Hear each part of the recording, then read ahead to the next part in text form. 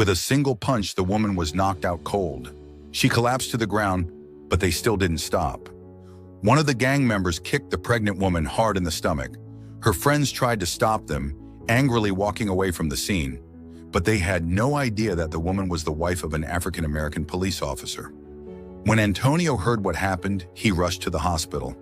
Thankfully, his wife was still conscious and able to give a description of the attackers. After that, she was taken into emergency surgery.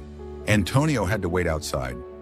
After hours of surgery, the doctor came out and said that although his wife only suffered a mild head injury, the damage to the baby couldn't be undone.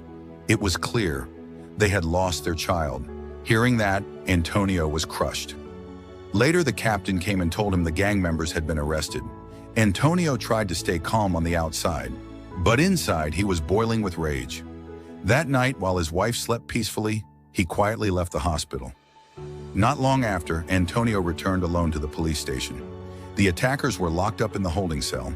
Antonio silently closed the window curtains. They laughed, assuming Antonio was the husband of the pregnant woman.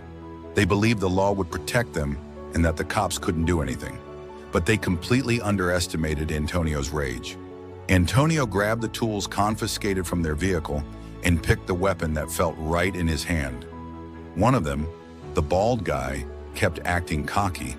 Not only did he insult Antonio's mother, he even said he had no regrets about what he did. Those were the words that made Antonio snap.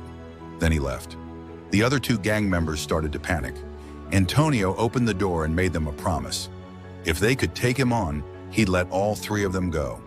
And with that, Antonio started beating them with pure rage until one of them died. But one big inmate grabbed Antonio from behind. Antonio shoved him off, broke free, and kicked him down to the floor. Seeing that, the bald inmate got furious. He still refused to apologize. Antonio pulled out a pair of brass knuckles and removed the cover. The bald guy charged at him, but Antonio was way more skilled. He defended himself with everything he had.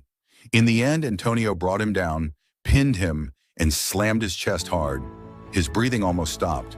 Antonio showed no mercy because that man had killed his child. And that's why Antonio let out all his rage on him. He kept punching his face over and over until it was completely destroyed. But even after all that, Antonio was still filled with sadness because his child would never be born into this world. Was what he did, right?